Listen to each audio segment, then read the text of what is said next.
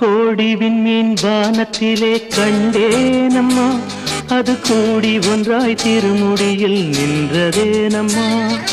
கோடி விண்மீன் வானத்திலே கண்டேனம்மா, அது கூடி ஒன்றாய் திருமுடியில் நின்றதேனம்மா. சத்தியத்தின் பேரொளியாம் தேவ அன்னை, சத்தியத்தின் பேரொளியாம் தேவ அன்னை, அந்த உத்தமியின் ஒளிக்கு விண்மீன் உறவு கொண்டதே.